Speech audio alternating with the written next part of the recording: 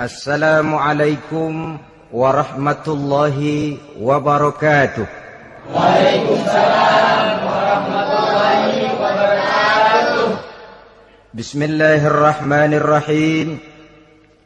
Alhamdulillahi rabbil alamin. Wassalatu wassalamu ala ashrafil anbiya'i wal mursalin, Sayyidina wa maulana Muhammadin wa ala alihi wa ashabihil mujahidin at-tahirin, amma ba'du. Saudara-saudara kaum muslimin rahimakumullah. Pada pertemuan kali ini kita akan membicarakan riwayat Nabi Adam alaihi salam. Nabi Adam diciptakan oleh Allah dari tanah dan merupakan manusia pertama serta bapa dari seluruh umat manusia. Pada saat Allah hendak menciptakan Nabi Adam, Allah berkata kepada malaikat, "Inni ja'ilun fil ardi khalifah." Aku akan menjadikan seorang khalifah di permukaan bumi. Malaikat dengan nada sedikit protes berkata,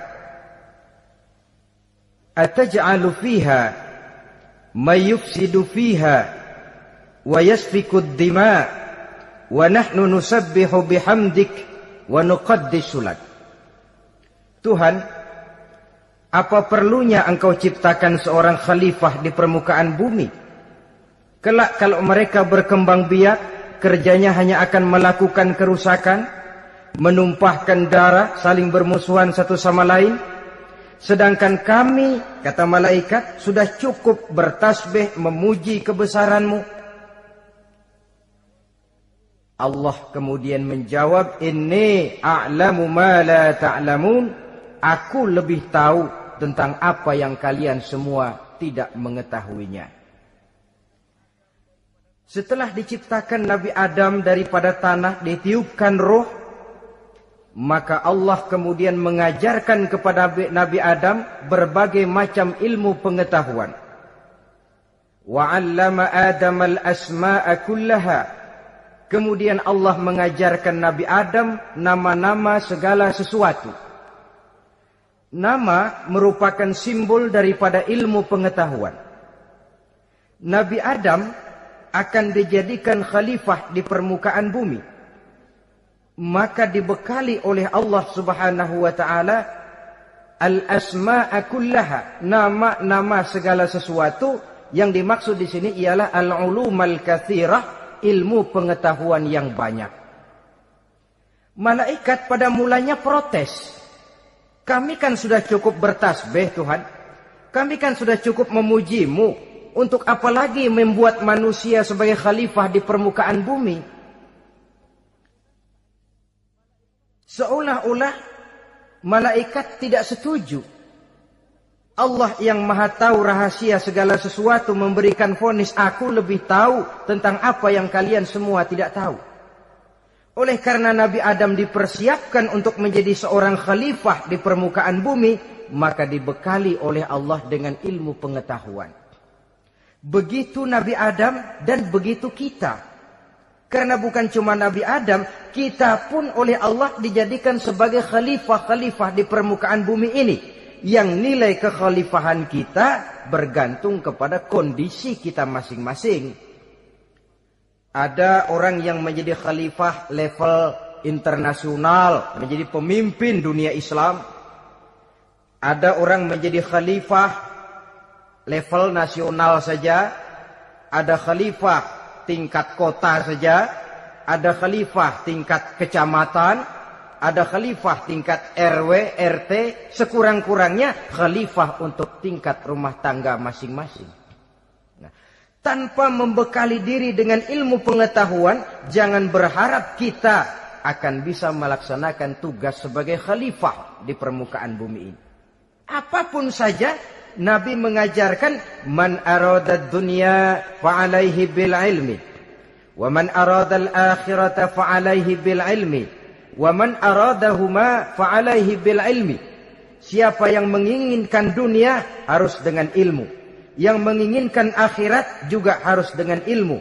Yang menginginkan dunia akhirat juga harus dengan ilmunya. Tanpa dasar ilmu, maka manusia tidak akan bisa menjalankan tugas kekhalifahan.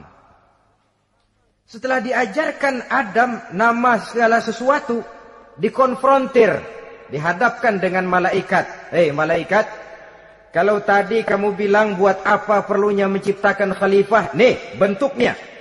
Adam. Sekarang hei malaikat, coba kamu sebutkan nama segala sesuatu ini yang ada di sini ini. Malaikat berkata, Subhanaka la ilma lana illa ma 'allamtana. Ya Allah, kami tidak punya ilmu, kami tidak tahu semua itu kecuali apa yang telah Engkau ajarkan kepada kami. Kalau kamu tidak sanggup, Adam, sebutkan nama-nama semua itu. Adam menyebutkannya dengan lancar. Ketika itulah Allah memerintahkan malaikat untuk sujud kepada Nabi Adam alaihi salam. Sujud di sini bukan sujudul ibadah, sebab sujud ibadah kepada yang selain Allah haram. Tapi sujud di sini sujudut tawadhu' i'tirafan bi fadli Adam. Sujud merendahkan diri sebagai pengakuan terhadap keutamaan dan kelebihan Nabi Adam.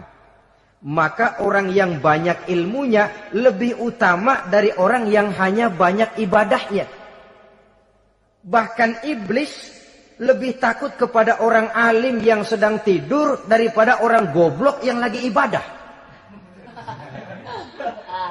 Model ini diceritakan dalam Ihya-nya Imamul Ghazali. Iblis masuk ke masjid mau menggoda orang lagi sholat. Sudah masuk di pojok masjid, dia lihat orang lagi tidur. Ngacir iblis keluar, cepat benar. Pucat mukanya. Ketemu di jalan sama temannya. Kenapa lari, Mas?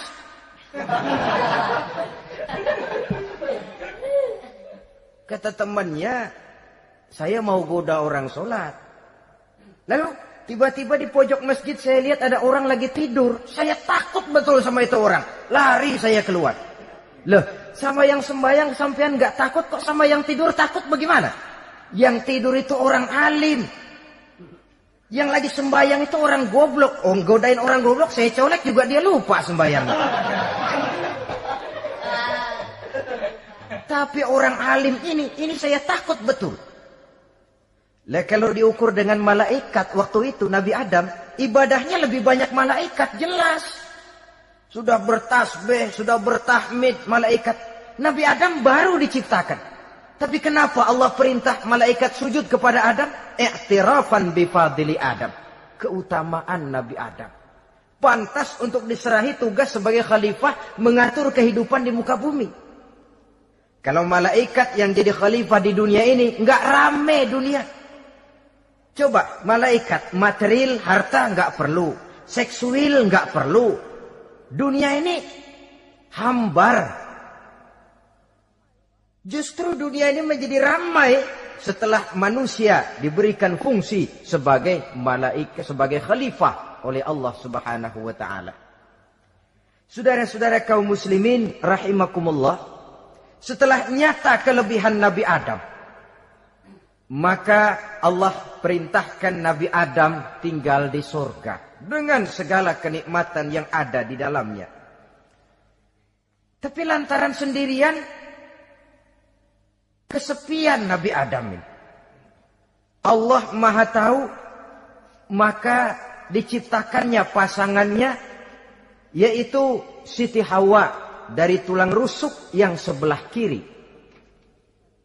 Sehingga Nabi pernah pesan begini, Istausu bin nisa fa innahunna khuliqna min dhil'in.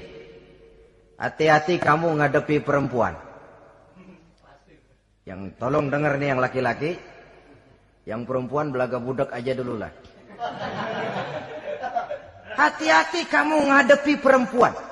Fa innahunna khuliqna min dhil'in, karena perempuan diciptakan dari tulang rusuk sebelah kiri. Apa watak tulang rusuk? Tulang rusuk itu kan bengkok. Perempuan tuh begitu. Didiemin aja, bengkok terus, dikerasin patah.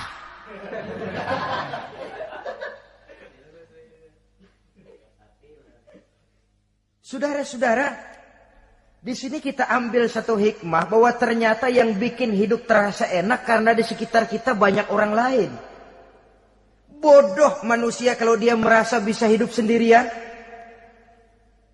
Tinggal di tengah kampung tapi gayanya gaya orang tidak mau kenal dan tidak mau tahu sama tetangga.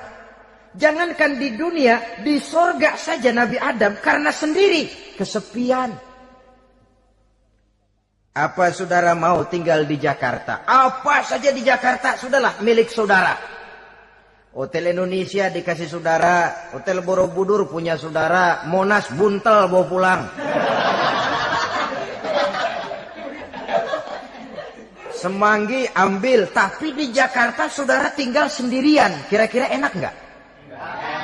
Ternyata yang bikin hidup terasa nikmat karena di sekitar kita banyak orang lain. Begitulah Allah ciptakan Siti Hawa. Setelah diciptakan Siti Hawa, natur manusiawi. Nabi Adam mau main pegang aja. Kata Allah, hai Adam, jangan kau sentuh sebelum kau bayar maharnya. Maharnya apa ya Allah? Maharnya antusalliya ala Muhammadin sallallahu alaihi wasallam. Maharnya kau bersolawat kepada Nabi Muhammad. Manusianya belum lagi diciptakan tapi namanya sudah ada.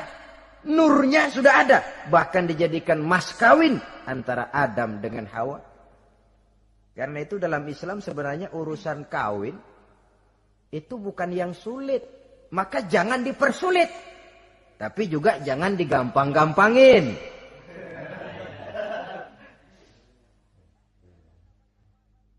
Artinya yang namanya mahar ini, walaupun cuma sebentuk cincin besi kalau orang sangat tidak mampu. Bahkan dengan mengajarkan Fatihah saja sah sudah. Saya terima nikahnya Fulanah binti Fulan, dengan mas kawinnya saya ajarkan dia surah Fatihah. Kalau memang kere betul, tidak punya apapun, sah sudah. Agama ini mudah, karena itu jangan dipersulit, tapi juga jangan digampang-gampangin. Setelah itu Allah memerintahkan, Ya Adam uskun anta wa zawjukal jannah. Hai Adam, kau dan istrimu tinggallah dalam surga. Wa kula minha ragadan haitsu syi'tuma. Segala makanan yang ada di dalamnya boleh kau makan. Pakaian yang aneka warna boleh kau pakai. Nikmati seluruh fasilitas yang ada di surga ini. Cuma atu aja Adam. Yang lain boleh dah. Mau ngapa pakai atu aja jangan. La taqraba hadhihi syajarah. Jangan kamu dekati pohon khuldi itu. Dekat saja jangan. Apalagi sampai metik. Jangan Adam. Saudara, ma'asyiral muslimin, itulah watak manusia. Kalau ada 10 persoalan, yang 9 boleh, yang 1 tidak boleh, yang tidak boleh yang bikin dia penasaran. Gua pengen tahu ngapa kagak boleh sih. Timbul penasaran. Apalagi iblis selalu berusaha. Sebab pada waktu malaikat disuruh sujud, semuanya sujud kepada Adam. Iblis tidak mau sujud. Tuhan tegur, iblis, kenapa kamu tidak mau sujud? Mana mungkin Tuhan. Saya akan dibikin dari api, kata iblis. Adam dari tanah. Unsur api lebih mulia dari unsur tanah. Masa saya harus tunduk kepada Nabi Adam? Gengsi dong. Adam kan anak kemarin sore, baru dibikin. Masa saya harus tunduk kepada orang yang macam itu? Ini kan perintah aku iblis. Kalau kau tidak mau tunduk, keluar dari sorga ini. Terusir iblis dari sorga karena kesombongannya tidak mau sujud kepada Adam. Nah, logika, kalau udah di sorga aja sombong diusir, apalagi yang masih tinggal di pinggir kali sombong.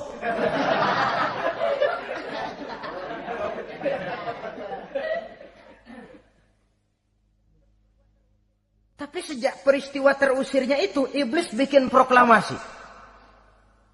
Apa proklamasi iblis?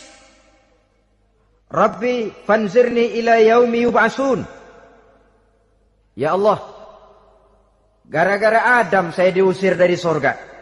Saya minta kepadamu ya Allah, beri saya kesempatan sampai hari manusia dibangkitkan. Kata Tuhan, innaka minal munzarin. Oke, silakan. Mau apa iblis? Rabbi bima aghwaytani la uzayyinanna lahum fil ardi wa la ughwiyannahum ajma'in. Ya Tuhan, disebabkan engkau telah menyesatkan aku, akan aku hiasi mereka manusia dengan kejahatan yang ada di muka bumi ini, dan aku akan sesatkan mereka semua. Ini proklamasi iblis. Gara-gara Adam saya terusir dari surga, maka sejak saat ini Adam dan seluruh keturunannya musuh bebuyutan saya. Akan saya lakukan segala macam cara untuk menggelincirkan manusia agar mereka menjadi orang yang engkau murkai ya Allah. Kemudian Allah memberikan jawaban. Dialog ini saudara bisa lihat dalam surah Al-Hijr ayat 40, 41 sampai 44. Kata Allah apa? Inna ibadi laisa laka alaihim sultanun illa man ittaba'aka minal ghawin. Silahkan iblis. Yang lain barangkali bisa kau goda. Kecuali hamba-hambaku yang benar-benar hambaku, engkau tidak akan punya daya tipu mereka. Engkau tidak akan punya kemampuan menggelincirkan mereka. Kecuali kalau memang mereka sudah mau ikut pengaruhmu. Sepanjang mereka benar-benar menjadi hambaku, kata Allah. Hamba Allah yang sebenarnya, mereka di luar kekuasaanmu iblis. Tapi kalau mereka sudah turun menjadi hamba harta, hamba dunia, hamba pangkat, budak jabatan, mereka itu yang bisa kau gelincirkan. Selama mereka masih tetap sebagai hambaku, kata Allah, mereka di luar jangkauan kekuatan dan kekuasaanmu iblis. Nah, sejak saat itu kan iblis selalu nyari jalan, nyari lantaran bagaimana Adam nih supaya dia tergelincir. Gara-gara dia saya diusir dari surga. Nguping terus iblis. Sampai akhirnya dia dapat berita tentang dilarangnya Nabi Adam mendekati pohon khuldi itu. Satu hari dengan muka sedih. Ya, iblis itu the best actor. Aktor ulung dia. Dengan roman muka sedih. Dia datang kepada Nabi Adam dan Siti Hawa. Kata Nabi Adam, iblis, ente kok tampangnya demek amat sih?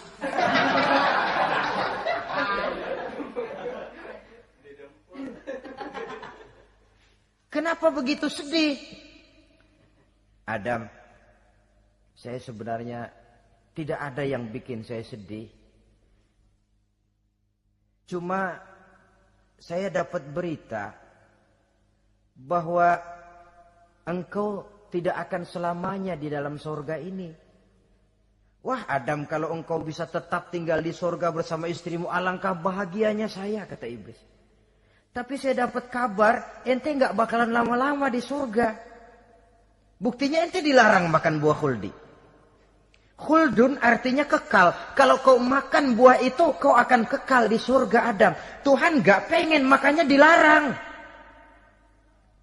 Wa qasamahuma inni lakuma laminan nasihin. Untuk memperkuat omongannya, sumpah si iblis. Bener Dam, saya sih ngomong cuma buat kepentingan ente. Saya sayang sama ente. Yang tahu cuma saya dah. Bicaranya seolah-olah untuk kepentingan Nabi Adam. Sebenarnya tujuannya tidak lebih menjerumuskan Nabi Adam.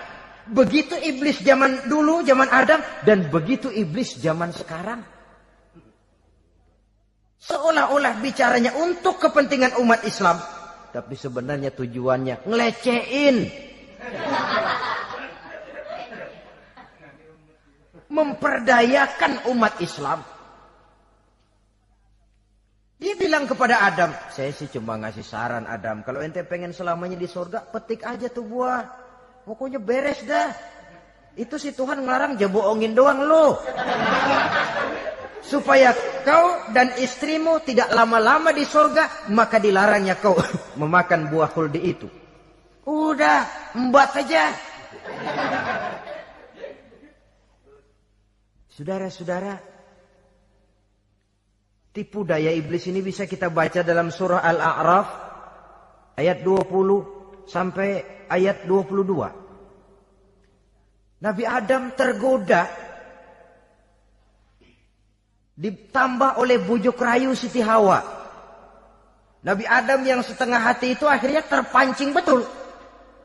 Sebab itu perempuan, walaupun peranannya tidak begitu kelihatan, tapi memang sangat menentukan. Tidak ada seorang suami bisa sukses jadi apapun dia tanpa peran serta istrinya. Karena itu sebagai muslim, kita punya teman hidup dan kita punya lawan hidup. Siapa teman hidup kita? Dalam arti sempit, teman hidup kita istri. Kalau dia istri tentu suami yang taat kepada Allah dan Rasulnya. Dalam arti luas, teman hidup kita ialah setiap muslim. Setiap orang yang pandangan hidupnya sama dengan kita. Itu teman hidup. Lalu lawan hidup kita siapa? Lawan hidup kita secara mutlak iblis dalam segala bentuknya. Iblis yang berbentuk halus, ini ngusirnya rada lebih gampang. Konon ya, iblis setan itu kalau dengar orang azan kan lari. Takut dia. Dibacakan bismillah, minggir. Yang sulit diusir ini iblis yang berbentuk manusia. Diazanin nyengir.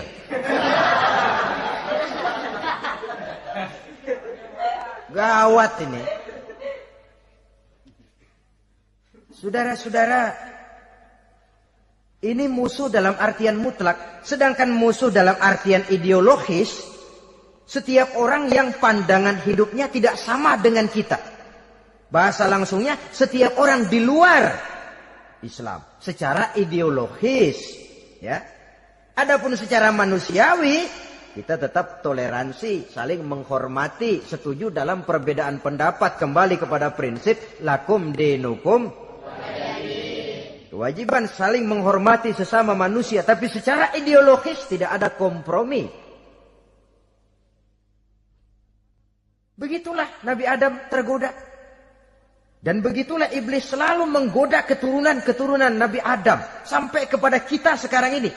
Tiap kali kita hendak melakukan berbagai kebaikan, iblis ini mulai bisik, kasa, kusuk, kesek.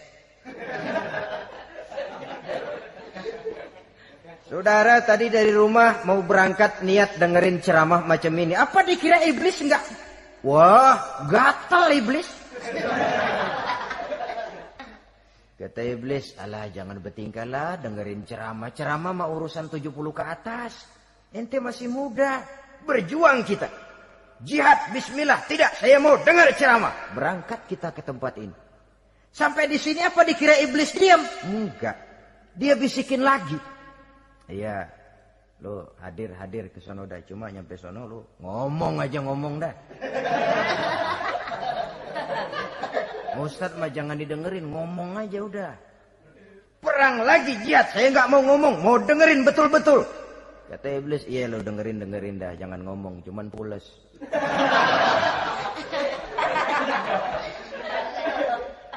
Segala macam cara dilakukan oleh iblis untuk menggelincirkan manusia.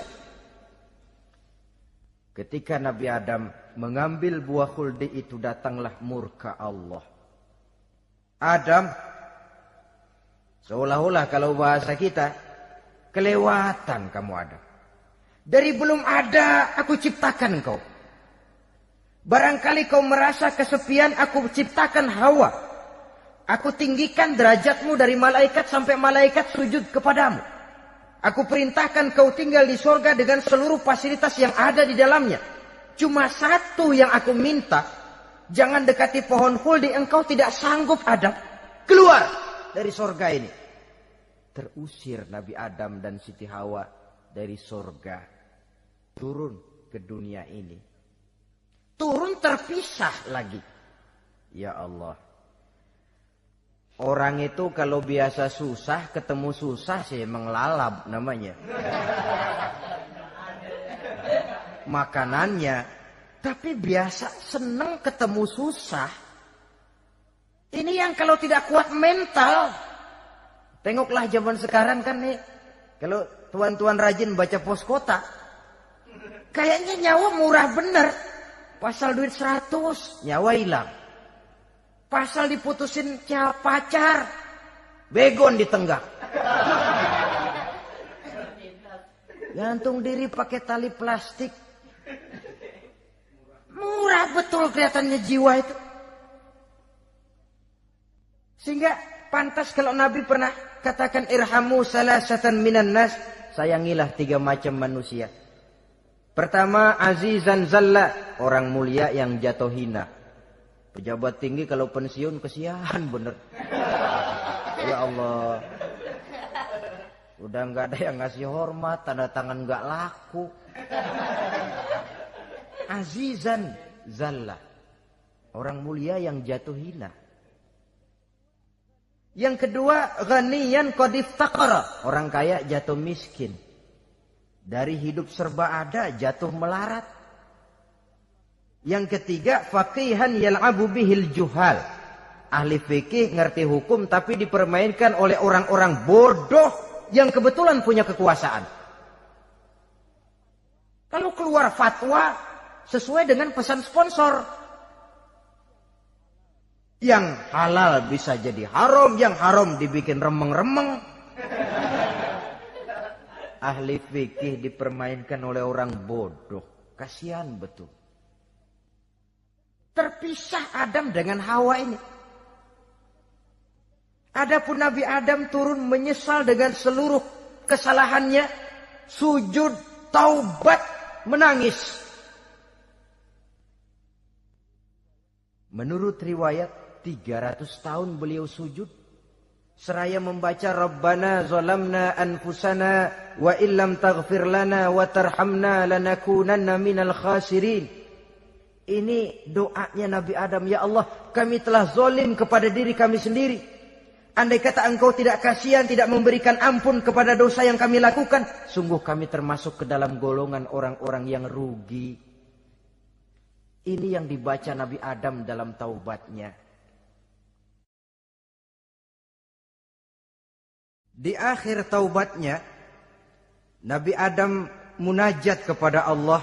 Ya Allah, dengan kebesaran Muhammad ampunilah dosa saya. Allah tegur, kaifa araftahu ya Adam walam akhluqhu.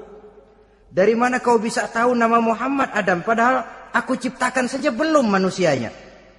Kata Nabi Adam, pertama ketika engkau ciptakan saya, engkau tiupkan ruh ke dalam jasad saya, terbuka mata saya memandang ke bawah arasmu. Di sana nampak dengan jelas tertulis di kaki arasmu, La ilaha illallah Muhammadur Rasulullah. Taulah saya bahwa Muhammad ini orang yang paling dekat dengan engkau ya Allah. Sampai namanya bergandengan dengan namamu di kaki arasmu. Yang kedua, ketika saya hendak menyentuh Hawa, kau juga yang mengatakan jangan kau bayar maharnya sebelum kau bersolawat kepada beliau. Saudara hadirin yang saya hormati, Nabi Adam diterima taubatnya oleh Allah. Kemudian dipertemukan kembali dengan Siti Hawa setelah sekian lama berpisah. Pertemuan itu terjadi di satu dataran luas, di satu padang yang luas, yang sampai sekarang dinamakan dengan Padang Arafat. Tempat para ibadah haji melakukan wukuf, yaitu puncak pelaksanaan ibadah haji. Dan pertemuan itu sendiri terjadi di atas sebuah bukit kecil yang diabadikan dengan nama Jabal Rahmah di kawasan Arafat itu. Di atas Jabal Rahmah itu ada satu monumen kecil untuk mengabadikan pertemuan Nabi Adam dengan Siti Hawa. Lalu tinggallah keduanya di permukaan bumi ini. Oleh Allah diberikan karunia keturunan yang banyak. Dan tiap kali lahir kembar. Kembarnya laki perempuan, laki perempuan, laki perempuan. Dari sinilah berkembang biak manusia.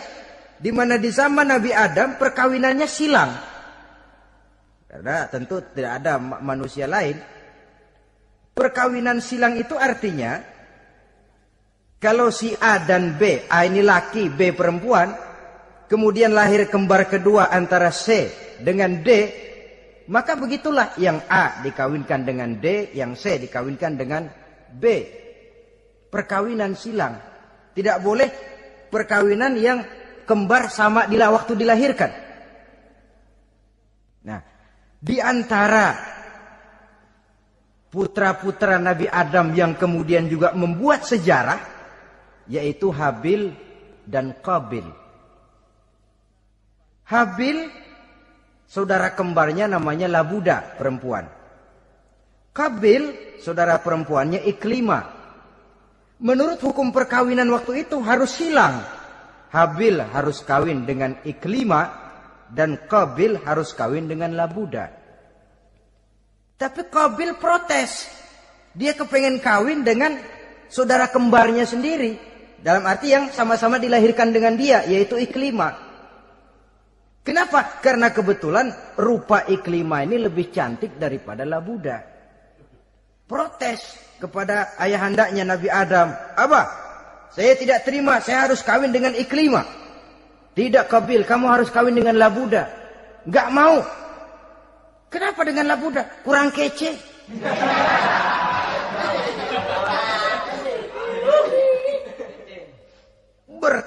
Bertengkar, Nabi Adam tidak berhasil menyelesaikan.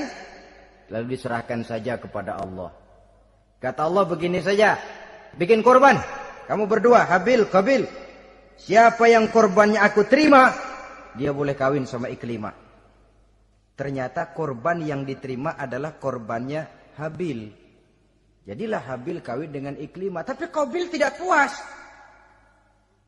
Dendam kesumatnya timbul, iblis ngilikin. Kresek. Akhirnya dibunuh saudaranya Habil ini. Inilah sejarah pembunuhan pertama dalam kehidupan manusia. Qabil membunuh Habil. Habis dibunuh bingung. Bagaimana naruhnya ini mayat? Allah lalu memberikan petunjuk. Dalam Al-Maidah ayat 31 itu dijelaskan. Ada burung gagak berantem sama burung. Yang satu mati. Nah, oleh yang masih hidup, tanah ini dicakar-cakar sama kakinya dan sama paruhnya. Sehingga berbentuk lubang, bangkai saudaranya itu dimasukin ke lubang itu lalu diuruk lagi pakai tanah. Oleh cakar kakinya dan paruhnya itu. Sehingga Qabil, cara ini bisa. Itulah sejarah penguburan pertama dalam perkembangan manusia. Oleh karena itu, Nabi memberikan penjelasan, man sanna sunnatan hasanatan falahu ajruha wa ajru man amila biha wa fi riwayatin wa ajru man tabi'aha. Siapa orang yang melakukan satu kebajikan, dia akan mendapat pahala dan pahala dari orang-orang yang mengikuti kebaikannya. Misalnya saudara membentuk pengajian. Ramai pengajian saudara. 1000 orang yang datang ngaji, 1000 orang saudara dapat pahala. Sponsor kebaikan. Sebaliknya, wa man sanna sunnatan sayyi'atan falahu ismuha wa ismu man amila biha, ay wa ismu man tabi'aha. Siapa yang memulai suatu kejahatan, dia akan mendapat dosa dan dosa dari orang-orang yang melakukan atau mengikuti kejahatannya. Umpamanya saudara mengadakan pesta. Lalu dalam pesta itu terjadi segala macam maksiat. Maka seluruh maksiat yang terjadi malam itu di tempat itu, saudara ikut dapat dosanya. Kenapa? Sponsor. Tiap kali ada pembunuhan, Qabil dapat andil dosa. Kenapa? Sponsor. Tapi kalau 2 orang muslim, ini masalahnya Habil nggak ngelawan kan, dibunuh. Tapi kalau 2 orang muslim berkelahi, kata Nabi apa? Apabila 2 orang muslim saling berbunuh-bunuhan, maka al-qatil wal maqtul finnar, baik yang membunuh ataupun yang dibunuh dua-duanya neraka. Sahabat heran, ya Rasul, kalau yang ngebunuh masuk neraka pantas, tapi ini yang dibunuh kenapa neraka juga? Soalnya sama-sama niat, cuman keduluan aja. Itu kan masalahnya. Andai kata dia nggak terbunuh, dia yang akan membunuh. Niat itu sudah ada. Nah kalau Habil ini dia tidak punya niat membunuh, dia memang dibunuh oleh Qabil. Saudara-saudara kaum muslimin rahimakumullah. Lalu dari situlah berkembang biak keturunan Nabi Adam alaihi salam. Sehingga dengan demikian bisa kita katakan sebagai satu konklusi. Pertama, bahwa manusia adalah makhluk Allah yang menempati kedudukan tertinggi dan berasal dari Nabi Adam sebagai manusia pertama. Dengan malaikat sekalipun manusia sebenarnya lebih tinggi. Kapan? Kalau dia tetap benar-benar sebagai hamba Allah yang membekali diri dengan ilmu pengetahuan. Laqad khalaqnal insana fi ahsani takwim. Kami ciptakan manusia dalam bentuk yang paling baik. Dan ketinggian manusia itu tidak ditentukan oleh bahan-bahan dari mana manusia diciptakan, tapi ditentukan oleh adanya roh yang ditiupkan ke dalam jasadnya dan kemampuan yang ditimbulkan oleh nilai-nilai rohaniah tadi. Kalau secara biologis kita ini semua bahannya sama. Dari saripati mak tanah yang menghasilkan buah yang dimakan oleh mak bapak kita, membentuk hormon, menghasilkan sperma, terjadi kerjasama yang baik antara ibu dan bapak, sehingga kemudian melahirkan kita ke alam dunia ini. Secara biologis bahan kita sama, dan tidak itu yang menentukan ketinggian manusia. Walaupun keturunan juga mempengaruhi, sebab sekarang ada istilah ramai orang bicara bayi tabung. Dan majelis ulama sudah memberikan fatwa kalau spermanya itu berasal dari sang bapak, tidak jadi masalah. Tapi kalau dari orang lain, haram. Yang lebih celaka lagi di negara maju, tidak lewat proses alam rahim. Jadi dalam satu tabung yang diberikan suhu yang mirip dalam kandungan, di situ dipertemukan antara sperma, air mani laki-laki, dengan ovum, air mani perempuan. Diberikan suhu yang mirip dalam kandungan, dan itu diharapkan bisa menghasilkan manusia lewat tabung kaca itu. Saya tidak sanggup bayangkan kalau sekarang orang tanya asal-usul kita, kan kita masih enak jawab. Kamu anak siapa? Oh, bapak saya Fulan, ibu saya Fulana. Oh, kenal saya. Tapi manusia yang akan datang kalau proyek ini berhasil, bapakmu siapa? Enggak tahu, saya dulu keluar dari tabung, Pak. Rendah betul martabat manusia. Sama saja dengan ada perempuan pernah protes, Pak, Islam itu enggak adil katanya. Kenapa? Masa dalam Islam laki-laki boleh kawin lebih dari satu, tapi perempuan enggak boleh kawin lebih dari satu? Supaya sama-sama adil, boleh dong perempuan punya laki lebih dari satu. Saya bilang, justru disitulah Islam itu hendak menjaga martabat manusia. Kalau seorang suami punya istri empat-empatnya lalu hamil, bapaknya jelas. Tapi kalau perempuan satu punya suami 4 lalu hamil, bapaknya yang mana ya?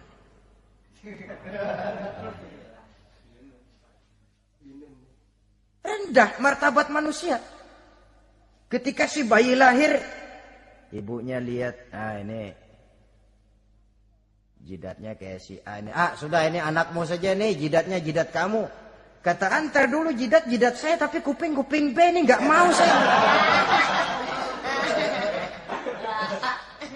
Terkatung-katung si anak tanpa tahu kemana dia mesti manggil bapak. Ibu daftarin anak ke sekolah, Pak Guru tanya lagi, ini bin siapa, Bu? Bingung lah, udah tulis Bu, bin rame-rame.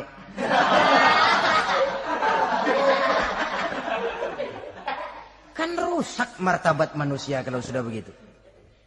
Justru Islam ini menjaga ketinggian martabat manusia. Jadi manusia itu fi ahsani takwim. Kapan? Kalau dia bisa menjaga kehambaannya di hadapan Allah dengan melaksanakan fungsi sebagai khalifah di permukaan bumi. Tapi bila dia sudah tidak lagi menjadi hamba Allah, tidak lagi berfungsi sebagai khalifah, dia sudah masuk summa radadnahu asfala safilin. Kami kembalikan ke tempat yang paling rendah, lebih rendah dari binatang sekalipun. Kalau dia tetap menjaga posisinya lebih tinggi dari malaikat. Malaikat saja sujud kepada Nabi Adam. Apalagi kepada makhluk-makhluk yang lain manusia ini. Tapi kalau dia tidak pandai, lebih rendah daripada binatang. Inilah uniknya makhluk bernama manusia. Dengan posisinya dia bisa menjadi lebih tinggi dari malaikat. Tapi juga dia bisa meluncur lebih rendah daripada binatang. Untuk menjaga itulah diperlukan agama dalam kehidupan kita sekarang ini. Bukan cuma sebagai lipstick, tapi sebagai pedoman, sebagai way of life.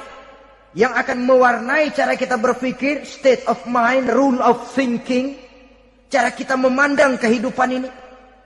Diwarnai oleh nilai-nilai agama. Dengan demikian,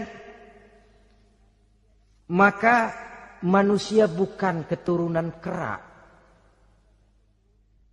So, ada satu teori namanya teori evolusi yang disampaikan buat pertama kali oleh Charles Darwin. Dia mengemukakan teori bahwa perkembangan kehidupan sesungguhnya di dunia ini menunjukkan mata rantai yang utama melalui apa yang dia namakan seleksi alamiah. Mula-mula dari ikan, melalui seleksi ke amfibi. Dari amfibi ke reptil, dari reptil ke mamalia. Dari mamalia ke mamalia kecil. Dari mamalia kecil ke primat. Dari primat ke monyet. Dari monyet menjadi Homo erectus. Ini teori Darwin. Tapi dia tidak jelas-jelas mengatakan bahwa manusia keturunan monyet. Hanya seketurunan. Seketurunan kan tidak berarti keturunan. Begini saja. Toyota Kijang sama Toyota Corolla itu seketurunan. Tapi Corolla dengan Kijang kan lain. Cuma seketurunan. Dalam arti sumbernya sama. Makhluk yang tidak tahan seleksi alam oleh udara yang sangat dingin, perkembangan cuaca yang sangat panas, gempa bumi dan sebagainya, seleksi alam dia namakan, hilang, musnah dari peredaran. Seperti ada binatang raksasa itu dinosaurus, sekarang kan cuma tinggal dongeng saja, tinggal nama atau kerangka. Itu oleh seleksi alam dia nggak lulus, hilang. Yang bertahan, yang lulus seleksi alam. Manusia walaupun kecil yang lulus seleksi alam ini. Biar dihantam gempa bumi, angin topan, tetap aja ngejedok. Nah, teori Darwin ini, teori evolusi ini didukung dan dibuktikan oleh peninggalan fosil atau binatang dan tumbuhan yang hidup dan mati selama perkembangannya. Dari bentuk organik pertama hingga pendahulu terdekat daripada manusia. Tapi ada satu kelemahan dari pokok daripada teori evolusi ini. Pertama, garis perkembangan dari Homo erectus, yakni manusia jalan tegak, semacam gorilawi itu, sampai kepada manusia mutaakhir masih belum menentu. Artinya, okelah, kalau manusia seketurunan dengan kera, batas antara manusia yang wujud sekarang dengan manusia purba itu apa? Yang menjadi penghubung. Monyet tidak mungkin. Ini dianggap mata rantai yang hilang, missing link namanya dalam istilah ilmiahnya. Dan ini masih dicari sampai sekarang. Kalau pendahulu terdekat manusia mutaakhir ini manusia purba, katakan Homo erectus, manusia jalan tegak. Lalu generasi sudah itu sebelum berbentuk manusia apa? Ternyata sampai sekarang masih ada missing link, mata rantai yang hilang. Lalu yang kedua, teori evolusi berhenti kepada manusia mutaakhir. Kalau memang kita manusia sekarang ini hasil evolusi, tentu kita akan terus berevolusi lagi. Dan akan jadi apa kita nanti? Ternyata sudah ribuan tahun manusia tetap manusia begini-begini aja. Tidak berevolusi kita ini. Apa lalu matanya jadi cuma satu di tengah? Hasil evolusi? Kan tidak. Tidak berevolusi. Jadi kembali kepada Quran, manusia pertama adalah Nabi Adam. Dan manusia-manusia berikutnya keturunan daripada Nabi Adam. Dan bukan hasil evolusi daripada monyet. Juga tidak akan berevolusi kemana-mana. Kalau demikian benarkah teori evolusi? Untuk mengatakan mutlak benar, bukan wewenang kita. Untuk mengatakan salah total, juga kebenaran ilmu adalah relatif sebagai relatifnya daya pikir manusia. Di samping dia harus membuktikan kebenarannya, maka kebenaran ilmiah adalah kebenaran yang relatif dan temporer. Contoh kecil saja. Dulu orang berteori bahwa bagian yang terkecil dari suatu benda namanya molekul, kan begitu? Molekul ini nggak bisa dibagi-bagi. Bagian yang paling kecil dari suatu benda namanya molekul. Ilmu terus berkembang. Ternyata molekul sebenarnya terdiri daripada atom. Atom itulah bagian terkecil dari suatu benda yang nggak bisa dibagi-bagi lagi. Nah, berubah sudah teori pertama. Tidak jadi molekul sekarang, atom.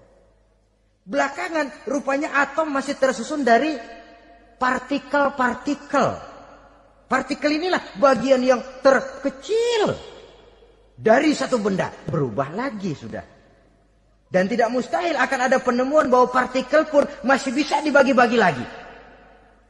Begitu juga dengan teori evolusi ini. Sehingga beberapa ahli semacam Dr. Charles Oxnard, Dr. Jane Paul Hallett dari Chicago dan California, mereka sudah membantah teori evolusi ini. Namun masalah paling pokok dari kita ialah kita diciptakan oleh Allah berasal dari Nabi Adam alaihi salam. Nabi Adam diciptakan dari tanah. Dan kita bukan hasil dari evolusi, juga tidak akan berevolusi.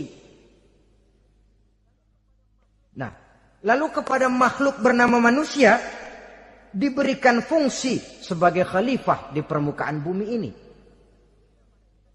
Ini yang dulunya malaikat protes. Sebagai khalifah, tugas kita apa? Khalifah Allah di muka bumi. Menerjemahkan sifat Allah sesuai dengan batas-batas kemanusiaan kita. Allah Maha Pengasih, berusahalah kita pengasih kepada makhluk sesuai dengan batasan manusiawi kita. Allah Maha Menolong, ringan tanganlah kita menolong orang yang memerlukan sesuai dengan batas kemampuan kita. Fungsi khalifah. Untuk bisa berfungsi sebagai khalifah secara baik, kita harus mempunyai modal yang dinamakan ilmu pengetahuan. Dan Islam sangat menggalakkan itu. Jauh dulu 14 abad yang lalu, dari desa kecil yang bernama Mekah yang peta belum muat, orang di dunia belum kenal, sudah keluar seruan utlubil ilma walau bisin, tuntutlah ilmu walaupun di negeri Cina. Ngomong Cina di Mekah, padahal Mekah waktu itu belum masuk peta, belum dikenal orang. Sudah ada revolusi ilmu dan budaya. Belajar walaupun harus nyebrang ke negeri Cina. Lalu ada lagi misalnya allimu auladakumus sibahata warrimayah, kata Nabi. Ajarkan anakmu renang dan lempar. Lempar lembing, lempar cakra. Olahraga. Satu tanda Islam agama masa depan. 14 abad yang lalu di Saudi Arabia, Nabi mengajarkan ajari anakmu berenang. Kalau Islam agama untuk orang Arab saja, mau berenang di pasir. Tapi wawasan pandangannya luas. Bahwa Arab sebagian besar memang Islam, betul. Tapi Islam bukannya Arab, itu juga jelas. Sepanjang kita masih menjadi khalifah Allah, maka sepanjang itu kita fi ahsani taqwim. Nah, sebagai khalifah Allah kita bertugas membudidayakan alam ini. Kita kadang-kadang terlalu. Ada ayat, "Wa ma min dabatin fil ardi illa 'alallahi rizquha." Semua yang melata di muka bumi dijamin rezekinya oleh Allah. Ayat itu betul. hak karena datang dari Allah. Bahwa rezeki disediakan di muka bumi, memang. Tapi rezeki itu tidak turun begitu saja laksana jatuhnya embun di waktu pagi. Kita harus berusaha. Dan usaha manusia mencari rezeki lain dengan ayam. Kalau ayam dari tahun atu. Jadi rezekinya tuh modalnya cuma ceker patok. Coba. Dari tahun 1 ayam, asal punya ceker, punya patok, sudah dapat rezeki dia. Nggak perlu masuk TK, SD, SMP. Tapi manusia cari rezeki, apalagi zaman sekarang. Persaingan hidup tajam, lapangan kerja sulit, tensi ekonomi tinggi. Masuk sekolah urusan, tamat sekolah urusan. Kadang-kadang dilema juga. Masuk perguruan tinggi negeri sulitnya setengah mati kayak onta masuk ke lubang jarum. Masuk perguruan tinggi swasta yang favorit biayanya selangit. Artinya tanpa membekali diri dengan ilmu, keahlian, skill, kemampuan, fungsi sebagai khalifah sulit untuk bisa kita laksanakan. Saudara-saudara kaum muslimin yang berbahagia. Kalau fungsi khalifah ini mampu kita laksanakan, iblis putus asa sudah. Sebagai khalifah, di satu pihak kita menyembah hanya kepada Allah, di lain pihak kita membudidayakan alam ini. Ada apa sih di perut bumi? Minyak, gas, timah, emas. Ada apa sih di lautan? Pelajari lewat oceanografi, membudidayakan alam. Air sungai supaya arusnya nggak mengalir mubazir. Ada manfaatnya, bisa menimbulkan energi yang menghasilkan tenaga listrik. Bisa mengairi persawahan, irigasi. Bikin apa? Bikin dam, membudidayakan alam. Tapi juga mengislamkan budidaya itu. Bahasanya mengkulturkan natur, mengislamkan kultur. Membudidayakan alam dan mengislamkan budi dan budaya manusia ini. Sehingga apapun yang kita kelola dari alam ini nantinya akan untuk menunjang tugas sebagai khalifah, sujud kepada Qadhi Rabbul Jalil. Saudara-saudara, maka bersyukur kita. Oleh Allah dijadikan manusia. Tidak pesan, terima beres, cantik. Dari segi biologis maupun psikologis, tidak ada makhluk secantik manusia. Dibekali dengan agama, di samping akal. Sehingga agama membimbing akal agar sampai kepada kebenaran yang hakiki. Kita sebagai keturunan Nabi Adam memegang fungsi khalifah. Jadi jangan main-main loh. Kita ini turunan Nabi, betul ini. Saudara-saudara yang hadir semua di depan saya ini, termasuk saya, kita gini, turunan Nabi kita ini. Nabi Adam. Jangan main-main loh. Turunan Nabi gini-gini. Nabi Adam.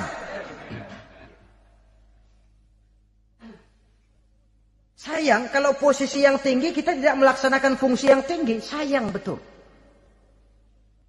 Sebab itu manusia harus adil kepada dirinya. Dalam arti menjaga diri dari sesuatu yang bisa menghancurkan ketinggiannya dalam pandangan Allah. Jadi kalau kita sudah lemparkan diri ke meja judi, hanyutkan diri ke tempat mabuk, hancurkan diri di tempat maksiat, itu sudah tidak adil kepada diri sendiri. Tidak bisa menjaga ketinggian yang diberikan Allah kepada kita. Dikasih baju bersih, dicemplungin di comberan, diinjek-injek lagi. Kita ini diciptakan fi ahsani taqwim.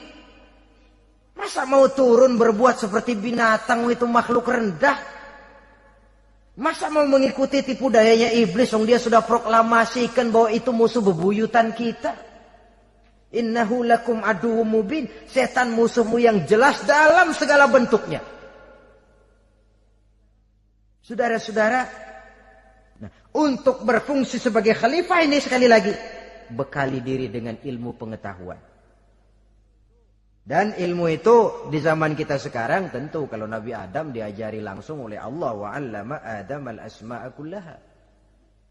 Lah kalau kita mau nunggu Tuhan ngajarin, geblek terus. Ya tidak mustahil Allah memberikan ilmu yang disebut ilmu laduni ya. Transfer.